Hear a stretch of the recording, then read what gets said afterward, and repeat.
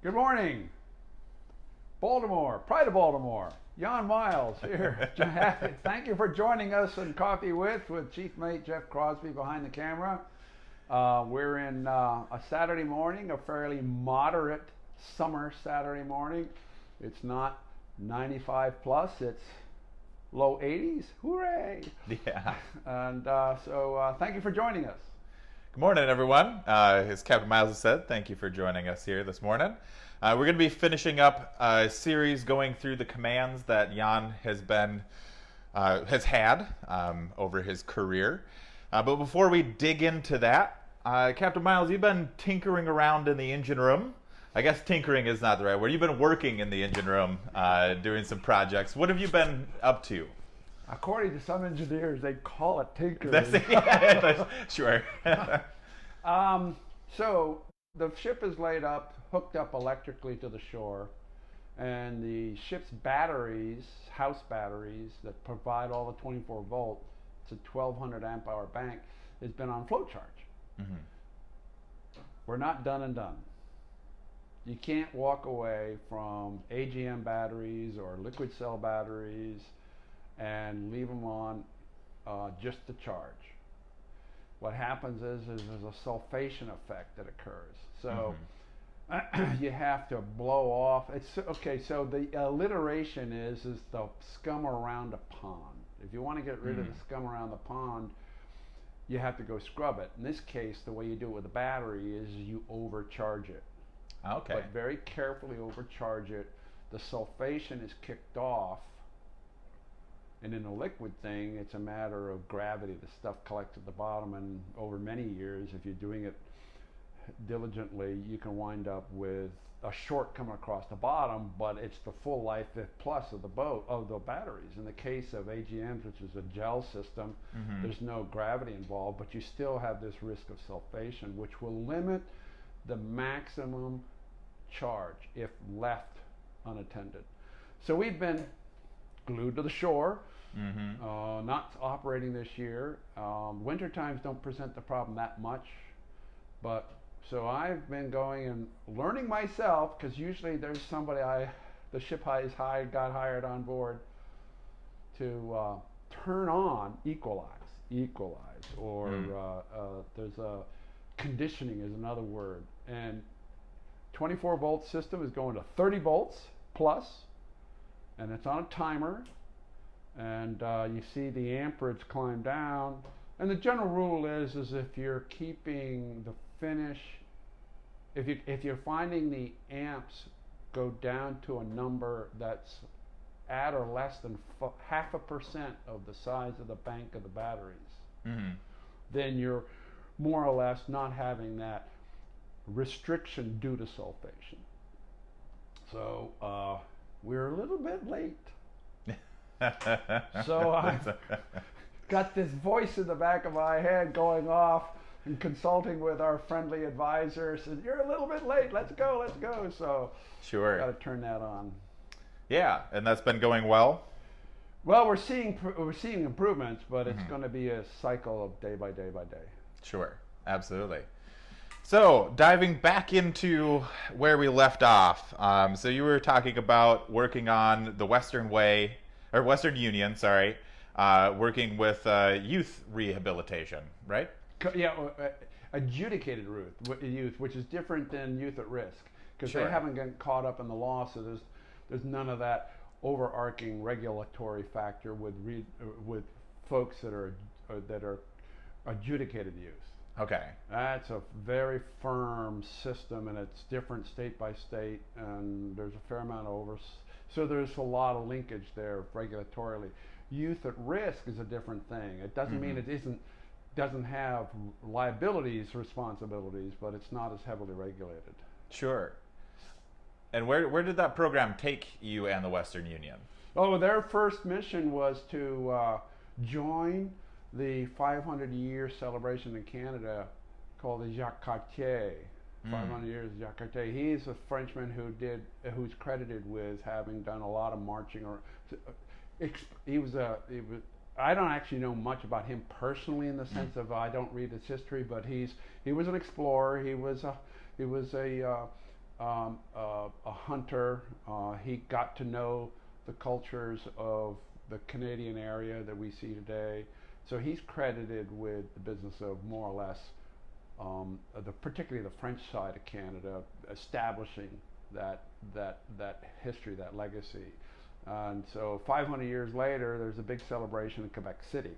And so cool. this organization wanted to be a part of that. So they wanted to take their new boat to them, the Western Union, a venerable vessel, has had a number of histories, is going through a third or fourth or fifth history right now. Sure.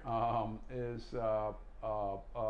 what they want to do. So my challenge was to check the ship out, make sure that it was certified to do that, because she hadn't been doing much of anything except day sailing in the Key West area. So there had to be some upgrades there, and then work with them the pattern of moving the kids on the boat or not moving it on the boat. So one of the things that the ship could not do was do a overnight transit outside of 20 Mile Safe Harbor Refuge, or coastal. I think it was coastal, actually. Okay. So to make the transit across to Nova Scotia required them to go by land and then be picked up in Canada. So we didn't violate that. And then in Canada, we had to go through a regulatory process with them to permit the kids to remain on board to make the transit from I think that we joined in Halifax and go on up in.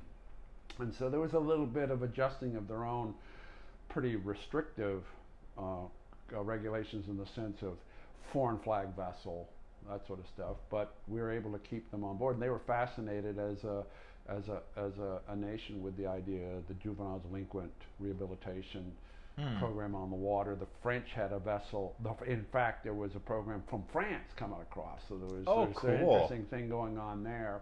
And that was a huge show going into Quebec City. There were a number of feeder ports that were also part of this. This was a very big thing. And being welcomed in various ports, the kids being welcomed, the way that goes on, and their background. That was sort of watching them. That's got to I be was the fly on the wall. Okay, Yeah, and of what a course it was shock. a big challenge for the treatment staff too, because the ratio is like 2 to 1, for 2 kids to 1 treatment staff, Okay. and maybe 3 sometimes. I think sometimes we were 2 to 1 when it was with crew, and then it was maybe 3 to 1 when it was only the treatment staff and the crew stayed with the boat. We weren't a big crew. We were more like 3 people. Sure. Watch leaders and stuff, and that was all fine because we had the youth as part of the crew in terms of functioning and getting things done. Yeah, it's terms manpower. Stuff. Yeah. So that was quite a show. Again, I got into Quebec City, and there was a lot of parading around. Western Union is not. She's a coaster schooner type hull form, so she has next to no drag, and a little bit. And she's very low dead rise, meaning her bilges come down slab-sided like a regular cargo schooner, coaster schooner, cargo schooner. And she has no centerboard, because quite often that hull shape in that size and some smaller, you would have a centerboard. And so she was not apt to go to windward very well. And she had twin screw, and she didn't at first. Her history is she sailed as a cable maintenance vessel. That's her start. Okay. As a cable maintenance vessel. It was a bit of a let's make some employment. I mean, there was a little bit of money thrown at an idea to help local employment. Sure. And so it was about carrying cable, doing cable repair, and then she eventually got motors. And so she was twin screw, and they're fixed blades. So you try to take this vessel to windward with no centerboard, with these blades going around and around and around. So I was able to later on convert them to feathering process, but that wasn't until after we came back out of the Great Lakes. So going up into the Great Lakes, if the wind was on the beam and broad, you could actually do some decent sailing. She was a pretty apt sailing vessel. It would be. She was lightly loaded. I mean, it wasn't like heavy cable bringing her down. And so, but with twin screw, when it came to in-port maneuvers that you had to do, you could get pretty fancy that the other Sure. boats couldn't do at the same size. And that was more on a esprit de corps on a personal level. The public wouldn't know one way or the other, right? Yeah. There was one occasion we were in Kingston, and they had an area for an orchestra on shore that was typical. They wanted to see if we could get a boat in close, and so between the shallow draft of the boat, the size of the boat, and the twin screw, it was really simple to put the boat sort of 3-4 way tie and anchor and be in the background or in the presence of the orchestra thing. So from a skipper's point of view, it was sort of an interesting set of opportunities to use the vessel in a way that she was able to be used. Sure. That some other vessels couldn't do either through size or through other obvious restrictions. And then there was this cultural thing going on. I mean, the juvenile delinquent rehabilitation program as being seen in Canada from this one, and it's a private group. It's not a state group. It's a private Right. nationwide organization, and so there is being the fly on the wall about how that was perceived and telling about that and sharing that story as a sort of a part of the spokesperson role.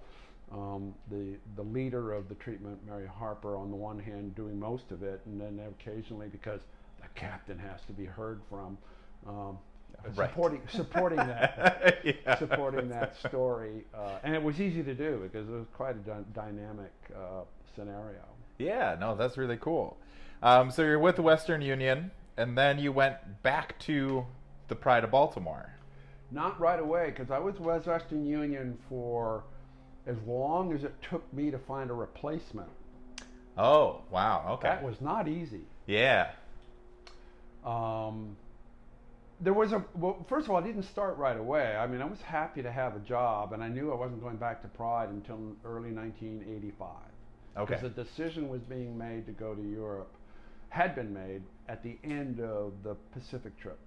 So we get back in November of '83, and that's when it becomes the big story. Send the boat to Europe. And so we didn't know when that word got out, that became sort of the hubbub. It was sort of like, what's next? Yeah. Well, how about Europe? And so And then so by the time we got to starts building, January, yeah. February of '84, we sort of knew what the plan was. So that could be shared.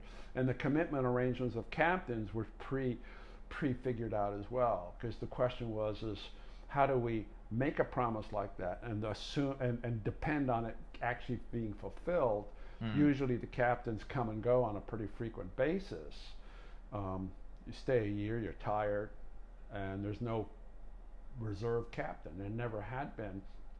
So the question was, is how do we do that? Because you're going to take a boat for a year, lay her up in the winter, continue on the next season into the Mediterranean before you get back in November, based on the weather patterns and what have you. Leave in May and don't come back for a year and a half later. So is that one captain?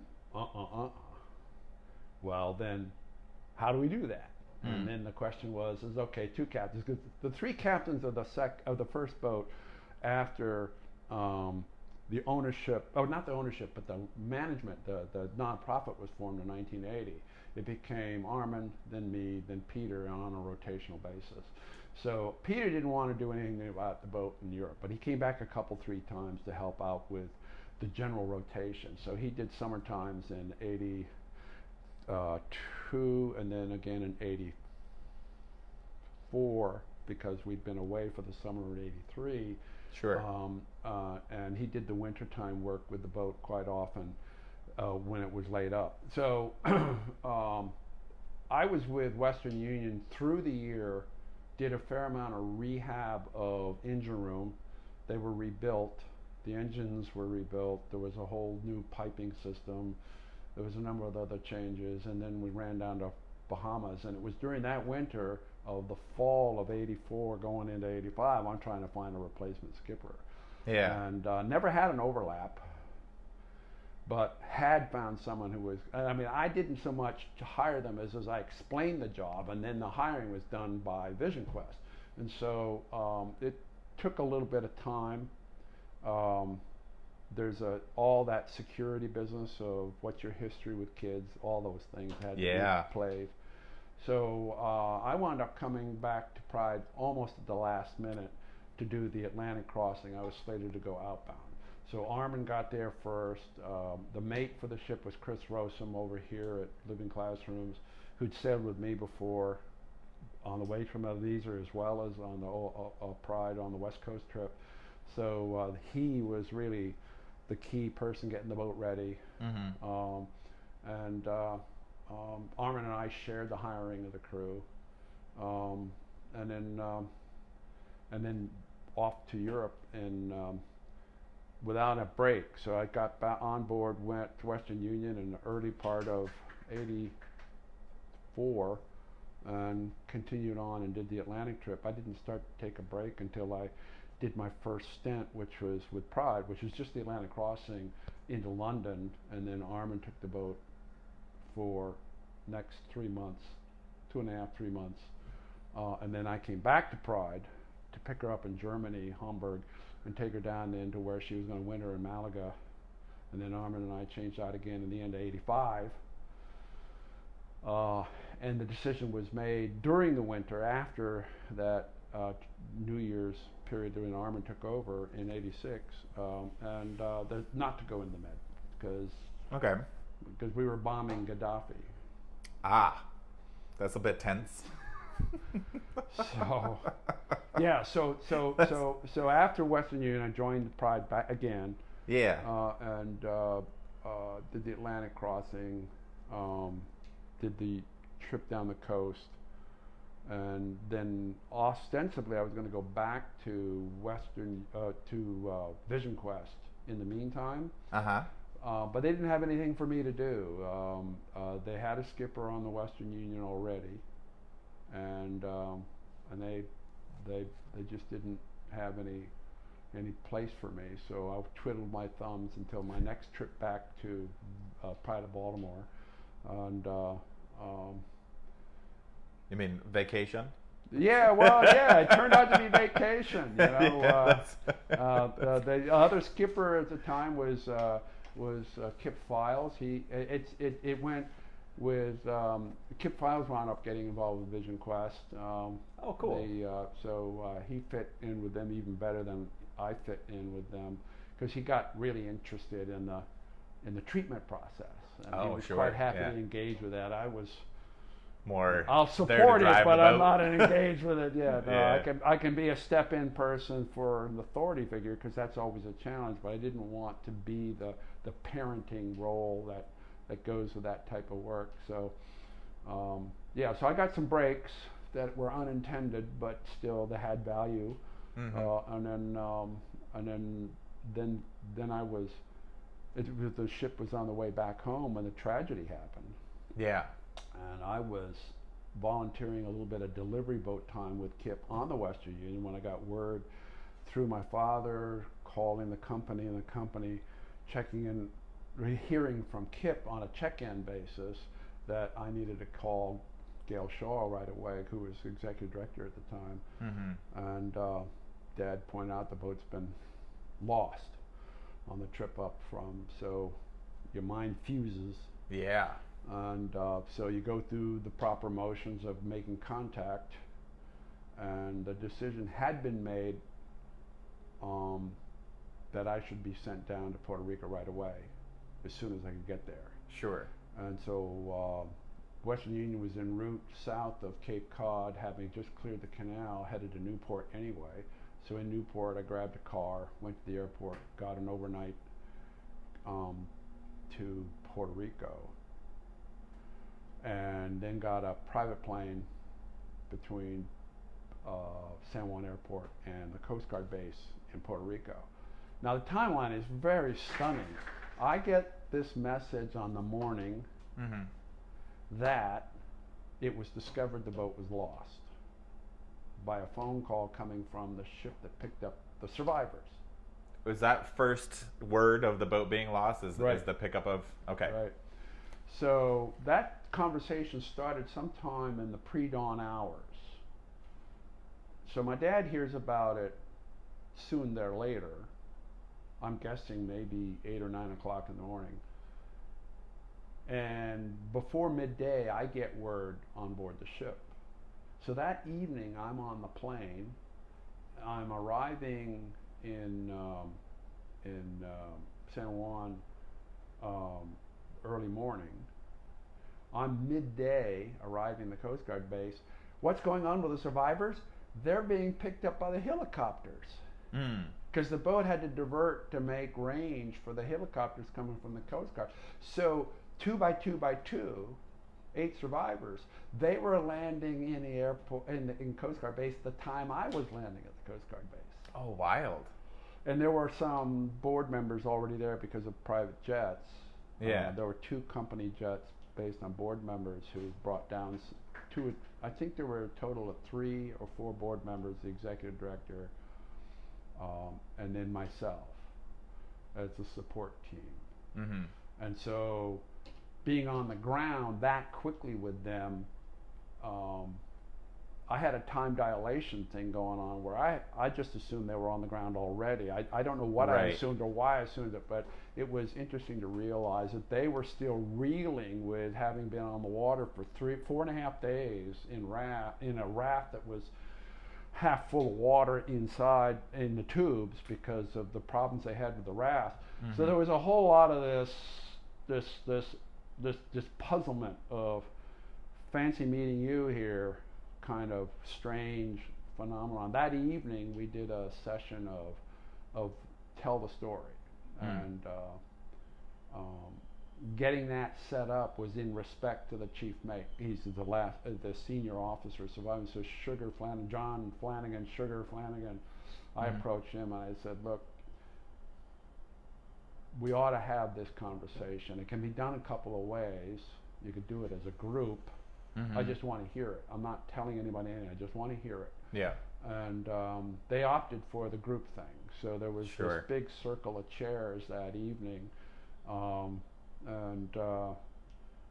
I just asked questions. And then it was interesting how the stories started to come out from their point of view, because all I was doing is asking. And one of the things I had to be very careful of is I wasn't assuming command. Yeah. And I had to make them aware that I wasn't. But at the same time, I was part of this whole sense of, so what happened? Yeah. And so how to get that conversation without them feeling oppressed about it in any kind of way. And it's already self-conscious making by a serious amount of energy. So in the end, it was quite a stunning story. Mm-hmm. There wasn't a dry eye in the house at the end. And I was able to tell them quite candidly, and I would say it, and I've never said it differently, is you have nothing to do with why this happened. Right. You have nothing to do. All the things you did were correct. In the conditions that you described, you were experiencing, you did right. So this is not your fault. Yeah. And then they told that story that they told in the big press thing the next day, because they stayed overnight, and then the private jets took everybody back, and they created this outline, and it was told by John Flanagan. Yeah. And so I was there with them for about a month, helping with the general needs to do, just okay, this pops up, needs to do, answering the phone, all these kinds of things. And then when that wound down, there was a hearing. It was an immediate transportation hearing. It's one of the shortest transportation timelines that I've seen since, Yeah, it's like weeks, months, almost years later. Where this is incident hearing. Yeah. Well, there was an effort to sort of say the boat should have been certified, and these guys didn't really know what they were doing. Well, it came out that it was a pretty well-found scenario. I mean, they're quibbling about the nature of the boat, but there was no lack of preparation for the voyage. And vessels that go to sea, there's plenty of examples of vessels that can't sustain a 90-degree knockdown. Yeah. So does that mean they shouldn't go to sea? Well, I mean, that's a much longer There's conversation a whole lot and of debate. regulations that apply to that. I mean, Yeah. it's vessels that go to sea that can't sustain a 90-degree knockdown are still certified. They exist. So it's. I'm not making excuses. I'm saying, look, if you want to make this choice, that's fine. But those choices have not been made at this point. So were we irresponsible sailing a boat like that? And I would say, no, we're not irresponsible. We were being extra responsible because we made the adjustments to the vessel that we did. And we knew her nature to start with. So why did it happen? Well, did you ever hear of a microburst? Yeah. Well, that was a weird story, and still is to me today. This is 1986, and we're learning about a microburst on the marine scene. We're learning about a microburst, which had been written about in the late 70s. Mm-hmm. I'm looking at a pamphlet in 1986. It's the second edition, 1982. And it's a story about microburst. None of it over water, all of it over land. And so from that accident, it became the big story for the next 10 years of mariners, sailing mariners particularly, being advised of this phenomenon and how absolutely target specific it can be. Yeah, I mean, we all sure, know yeah. about squalls and stuff, but you have so much myth about squalls. You know, there are different names, and I mean, a Scirocco is a squall, but it's so what kind is it? Yeah. So the microburst story is very vertical, very compact, very sort of pencil jammed into the paper, into Yeah. a chart, and then spilling out. And so if you're in the right place at exactly the wrong time, so the boat was well cautiously sailed. It was a reduced sail. They didn't know anything about it because they didn't have a radar to use to see a water in the air thing. Mm-hmm. So they were only looking at clouds. 100% cloud cover, no particular concentrated darkness, no concentrated rain, and they were having a sustained wind of between, say, 20, 24 miles an hour, and they were reducing sail, and they had a 10 to 12 foot sea, and so classic trade wind scenario when it's cloudy and rainy and sort of blustery, and so not particularly out of the ordinary in one respect. Mm-hmm. But then there's this phenomenon which has been around forever and ever and ever. You could say for all the losses that have occurred under sail for the last 1,000 years, how many of them were a microburst? Right. Yeah. So, in the wake of losing Pride, I went to the Californian. how was that? Well, they were desperate. Sure. Well, first of all, what is the Californian? She's actually pretty jazzy little vessel, and not so little, but she's a rendition of a revenue cutter. Okay. Now, the revenue cutter is a phrase that comes in the early days, pre-Coast Guard, but sort of one of the foundations of Coast Guard is in the mid-1800s. The United States, post-1812 war, some distance of time after 1812 war, is now in the business of organizing and regulating freight and taxing the importation of freight, the usual stuff.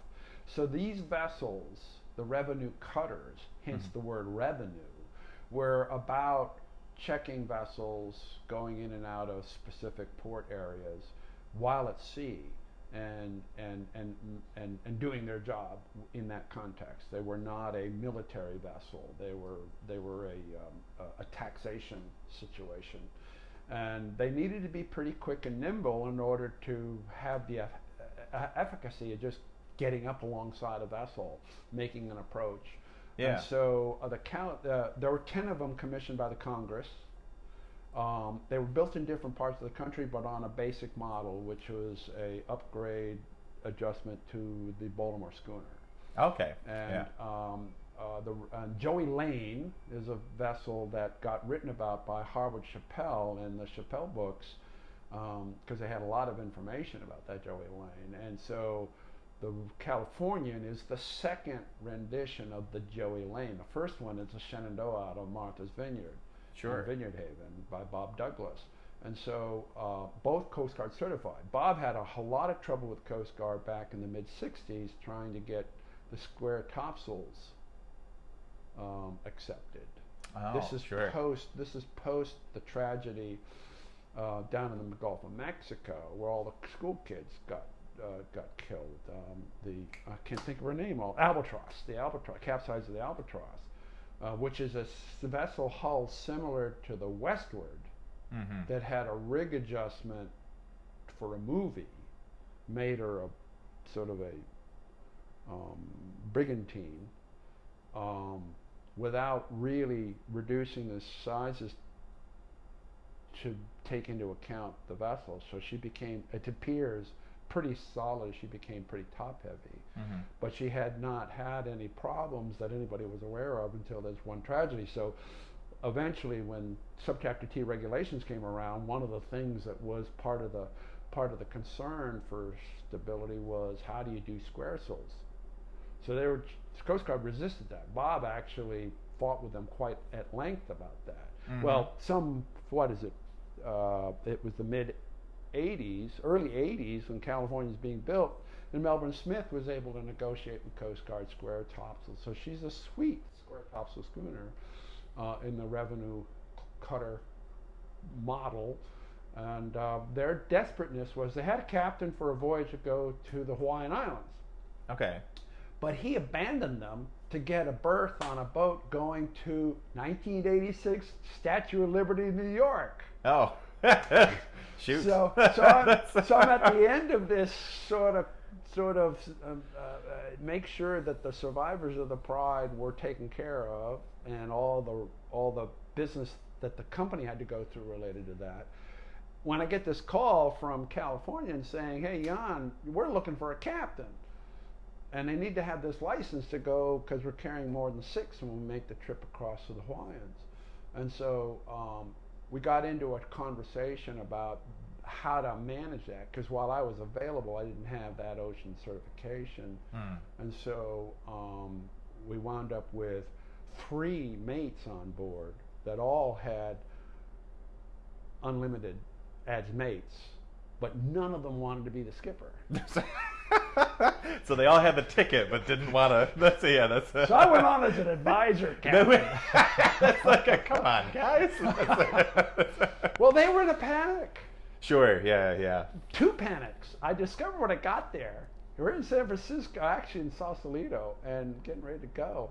And they're going around through bolting the skylight frames. Sure. So they couldn't be lifted. Yeah. And I'm slowly absorbing what they're doing, and I'm asking, so is this an escape hatch? Yeah. And you're going to bolt it down? Why? Well, the Pride capsized. Oh boy. Anyway, we didn't leave them bolted down. And I started to assert my command, even though that licensing thing was sort of an advisory thing. And we had a successful trip around. The crew worked hard. They were dedicated to the ship, so it was more, again, it was about asking questions and then being consistent. So sure. So it wasn't me just suddenly giving orders. It was like just watch, look, listen, ask questions, and then eventually start to assert guidance when I felt it was important. And that had to be taken, even if they didn't think it was important. They had to take it as important because of the responsibility side of the thing. And so, it kept bump a few times, but after that, it was all fine. They worked really hard, and the boat's a sweet sailor. So that was out to the Hawaiians, spend time in the Hawaiians, back to San Francisco, and then Sugar Flanagan came to be skipper, but he wanted a lot of overlap with me, and I was happy to do it. And so we had a lot of time together in other boats and nearby boats, and so working in the Caribbean, so we had a knowledge of each other that was founded in solid trust. So had developed solid trust, so it was easy for that overlap to occur. Mm-hmm. And he and I sailed together all the way down to San Diego before, I think it was San Diego, before I signed off and he was in command. And then I took another sort of a shore stint before I went back. What did I do after? I'm having a drawing blank. There's the Alexandria. I bounced around a little bit, and then I wound up being called back to New Way, I think it was. Mm-hmm. They had bought another boat, and that was the Bill Wrights, and they didn't have enough skippers to manage, and so I came in and helped out for a while. And then while I was out on the west coast of California, the decision to replace the first Pride was made. Okay. So there was this interest on my part to get a commitment from them that I'd be coming back and that it would be a 2-captain program. Because this boat was supposed to take what the Pride did and do it more firmly, more comfortably, more logistically feasible on a global basis. Sure. So the vision was somewhat grander, and so it needed that support system of dependability. Because the reason why the captains wouldn't take a job on the first trip to Europe as say, okay, we're going to be 2 captains, we're going to cut it in half.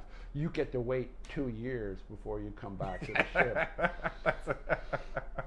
The other problem is that I had learned burnout on the trip back from the west coast with the Pride. My first year, I was as fresh as a daisy when I got off that boat. Sure, Happy to get off, but I was fresh. I come back from 7 months, and I was a fried cucumber. I couldn't absorb any friction issue, any frustration issue without getting cross about it. Sure. So my story to Armin was, I don't want to be stuck on the boat infinitely. I think 3 to 4 months is max. And if this company wants dependability, they need to have 2 captains on a rotational basis. What happens if I get hit by a truck? Yeah. Notwithstanding me as a burnout factor. And Armin agreed with that, although I think he sort of got me to do the talking instead of him doing the talking. Why don't you sell that idea? So we wound up with this replacement thing. So when it comes to the second boat, I was upfront about that. Is I don't want to just be the first captain. Yeah. I've done that before. Sure. I'm looking for the fact that there's a company commitment, and of course all us sailors who bounce around for years going from boat to boat to boat are lovely, looking always around for the chance of a full-time job with some kind of balance about the sea and the time at home. Yeah. And so it came to pass, and so I was just biding time, knowing I was going to assume command of the boat, in late '88. So this was now '86, '87. So I was just biding time, and so I wound up doing some sort of long-term relief work. I went back to Wenonef twice. Okay. More. Yeah. She was renamed the New Way at one point, and then I was also consulting in the summer of '88 ashore with Peter Boudreau, the builder, and the company. Yeah. Not a overly significant. I took on some of the consultancy in the context of getting the boat wired by a guy who knows what's going on, and he helped with the whole business of what is power generation for batteries, running a cycle where we're not running a generator all the time. We want to run a more quiet boat, and that takes a certain amount of thinking through what is required. So go ahead. In 1988, you also did a stint as a relief captain on Lady Maryland. Yeah, Chris Rossum was going on a honeymoon, having gotten married, and so he was looking for a replacement. And because of that time period of me waiting for the second Pride, it was easy to do. So I was happy to do it, and so I think it was 5 months. But it was fun to watch her do exactly what the first boat did when it came to oppressive wind, because you couldn't bear away. That fuller forward section above the waterline that goes with these bay boats and cargo boats. In the early days, ahead of the 1812 war and into the 1812, this business of the codfish head, mackerel tail scenario of thinking that's how fish go fast. This is the way to do it. Right. This is when she developed a fair amount of pressure. She would lean over, shoulder in, much more than we see on the second boat, but it was identical to the first boat, and it was really impressive to watch a smaller boat do exactly what the Pride did, because of that hull form phenomenon. Right. And you could not bear away any old time you wanted to unless you managed it properly. And you might have to scandalize a main gap quick, just drop the peak in order to reduce the pressure to get her away. In a smaller boat, that's pretty easy to do because the amount of effort to get the peak back up again once you succeed is pretty easy. On Pride, it's no simple matter. Yeah, half a day hauling. You also went down to the Alyssa. Oh yeah, that's a fun program. They've gone through 3 or 4 different generations of cycles whereby they ask folks from around the country to come and be the officers. Mm-hmm. They're locally unable to find people with the right experience. They can find them with a license, but they can't find them with the right experience to run a ship like that for sailing and maneuvering things. So what they developed as a program quite a long time earlier is that they would focus on a repeat captain who would come. They do this twice a year, maybe for 2 weeks each time, or maybe once a year, 2 weeks each time, where they get the vessel organized and set together, and they do day trips, and sometimes an overnighter trip. She's been around the coast a bit, the Gulf Coast a bit. So with this sort of in their pocket, friend of the company, highly experienced, very superior, seasoned master, they would then make specific invitations to licenses they knew around the country who might be free, although having full-time jobs, might be free for a couple of weeks to act as changing mates, and we'd all take turns being sort of the chief for the day, that kind of thing. Sure. And so I was invited down by Kip Files was associated with Steve Cobb, working with Red Shannon, and that was my first experience down there. And I came in again, chief of listening. Yeah. Tell me what you want. I'll just go do it. And if I don't understand it, I'll ask. And so you go there. The volunteer force there, esprit de corps, is very, very high. And it's quite normal to have that kind of scenario, have a very heightened sense of accomplishment. Mm-hmm. But it's all at the dock. Sure. So you come in as this someone from somewhere else, and you're supposed to be some kind of Jim Dandy. They get very suspicious of that right away. Yeah. And so how to manage that was, again, it was like, hey, I'm just here to make sure you stay safe. So you do what you do, and I'll watch. Yeah. And they're thinking you're coming in there to tell them what to do. And after a while, they begin to realize that's not how you're coming in. You're listening to them, but you have so much experience as you can help them interpret, because their training is at the dock. Right. It's not as dynamic as it would be underway. And so they're being challenged, even though they know their boat really well, they're being challenged to a significant degree because it's so different.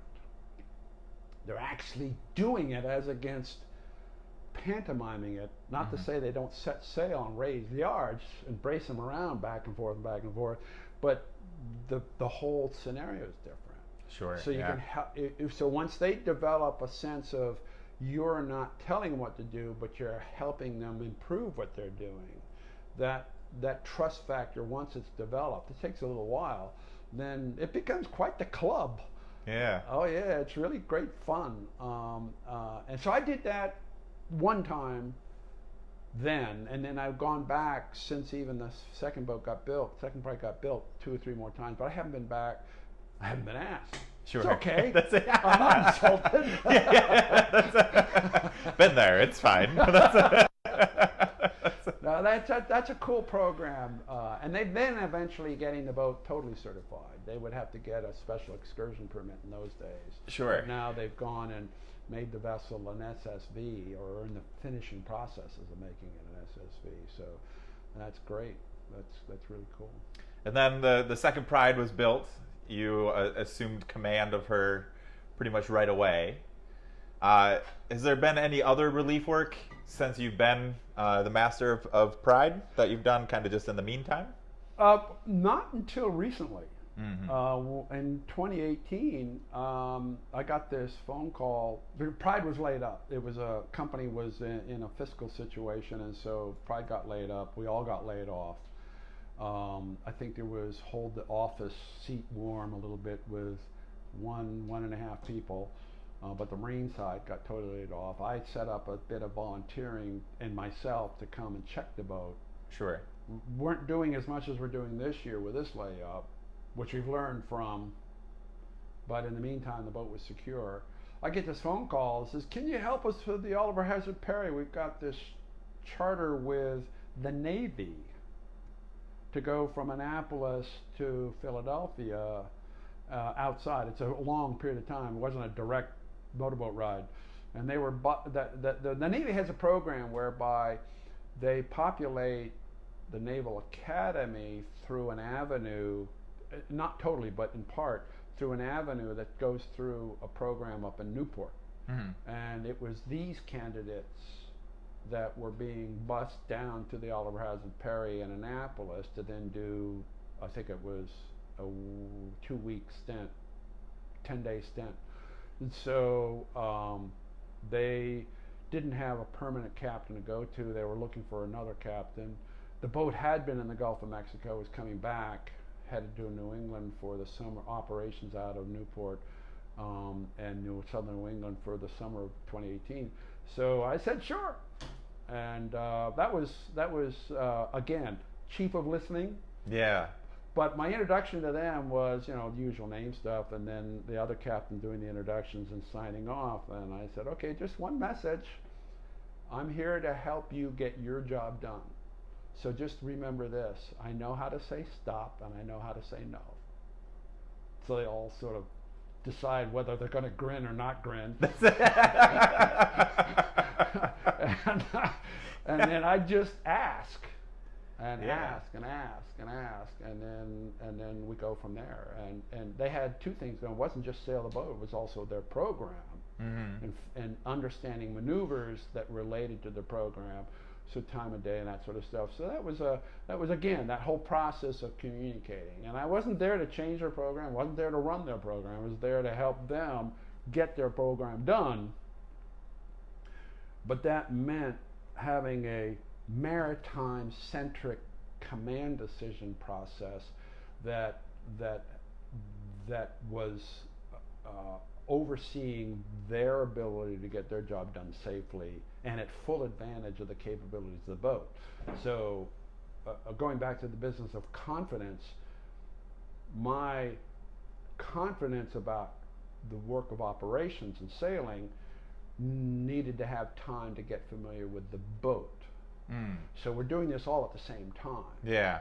So I was pretty reserved in my expectations and my ambitions of interest about how does this boat sail. You set back. It's not about exploring the boat. It's about their program. Yeah. And then if it happens to align, then cool. And if it doesn't align, then okay. Then So, it's about the program. Yeah. And I wound up going back a second time in the fall. At the end of the summer, didn't do a lot of sailing. Did one trip with her, but then they were having a financial crisis of their own, and we wound up laying the boat up, and I helped with that. But in the meantime, I got asked to help out in the Pacific. Sure. So there's a vessel that is an old fishing vessel from Europe that was brought over to the Cook Islands. To serve as an auxiliary sail cargo passenger vessel to service. That's a lot of hats. Yeah, to service the remote scenario that is the Cook Islands, and that archipelago is interesting. It's described as having a sort of a separate group to the south and a separate group to the north of Rarotonga, whereby the proximity of the islands is somewhat closer to the south versus the proximity of the islands are somewhat spread out. And so there was a cargo transportation scenario that was seen as an opportunity to serve the northern group, but you needed a pretty high endurance vessel. You needed a vessel that was capable of going without a fuel replacement for upwards of 5, 6,000, 8,000 miles versus say 1,000 to 2,000 miles, because the lower islands were that close. Mm-hmm. And so you worked, the main system was a hub system out of Rarotonga. And so there was already a company serving the other islands. And so this idea was to take this vessel. And so it was under operation, but the captain was at the long end of an already extended period of time. And so there was a need to have another captain with the right license, but not run the boat as a passenger cargo carrier, but to get it over to American Samoa, which is 800, 900 miles away, so that she can do a dry docking servicing. So I was a delivery captain. Sure. So yeah. I wound up flying out there quickly, which is not quick at all. That's a bit of a process. And, but I was able to go out and back and get the job done in 3 weeks and be back in time for 4th of July. So it was interesting to see old style engineering, which is the ship itself, mm-hmm. Great little ship, and then also help with, the boat had been laid up for a while, so they were still trying to get it back into sailing mode, and so there was a lot of sort of getting to study what the original plan was, and then step in behind the other captain who had got started and not reinvent it, but just carry on and make sure it gets accomplished. Yeah. Completed to the degree that could be completed.